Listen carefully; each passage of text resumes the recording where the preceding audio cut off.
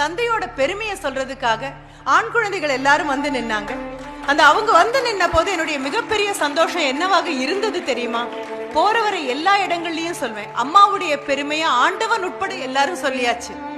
தாயுடைய பெருமையை சொல்லாம யாரும் போனதில்லை. அது மனித உருவத்துல வந்திருக்கக்கூடிய தாயாக இருந்தாலும் சரி, அல்லது பூனையோ நாயோ காக்காயோ குருவியோ எந்த இனத்துல தாய்மை ஏற்றுக்கொண்ட அந்த பெண்ணாக இருக்கக்கூடிய எல்லாவற்றையும் புகழ்ந்து புகழ்ந்துதான் காலங்காலமா பேசிட்டே வரும். ஆனா தந்தை அப்படின்னு சொல்லக்கூடிய ஒரு நபர் குடும்பத்தினுடைய வேர் மாதிரி இருக்கக்கூடிய நபர். யாரும் இந்த வேரை பாராட்டினது கிடையாது. வேர் இருட்டுக்கு மட்டும்தான் சொந்தம், வேர் உழைப்புக்கு சொந்தம். இந்த இருட்டுக்குள்ளேயும் உழைப்புக்குள்ளேயும் இருக்கக்கூடிய தந்தையை பாராட்டுறதுக்கு அப்படின்னு யாரும் வந்தது கூட கிடையாது.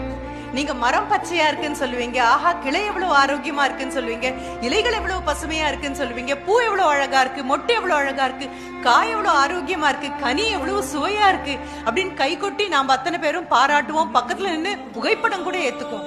ஆனா எதை மறந்து போயிடுவோம் தெரியுமா? அந்த மரத்துல சாஞ்சு அதனுடைய உறுதியை பத்தியும் அதனுடைய அழகை பத்தியும் வனப்பை பத்தியும் அது தரக்கூடிய நிழலை பத்தியும் பேசும் பொழுது வெயில் அதிகமாகத்தான் நிழல் இன்னும் அதிகமாக விழும். வாழ்க்கை இன்னும் கடுமையாகும் போதுதான் இருட்டுக்குள்ளேயும் வெளிச்சம் இல்லாத, கைதட்டல் இல்லாத, பாராட்டு இல்லாத பாறாங்கல்லுக்கு இடையில புகுந்து புகுந்து போராடி வேர் ஓடினா மட்டும்தான் அந்த மரம் அப்படி நிக்க முடியும். உண்மையாகவே அப்பாவோட இன்னைக்கு காலையில சண்டை போட்டுட்டு வந்த குழந்தைங்களாக இருக்கலாம். இந்த அப்பா எப்பவுமே இப்படிதாம்மா, நான் என்ன பண்ணாலும் என்ன பாராட்டவே மாட்டேங்கிறாருன்னு அம்மா தோல்ல சாஞ்சுகிட்டு கண்ணை கசக்கிட்டு வந்த குழந்தைங்களாக இருக்கலாம். இந்த அப்பாட்ட நான் பேசவே மாட்டேன் அப்படின்னு சொல்ற குழந்தையாக இருக்கலாம்.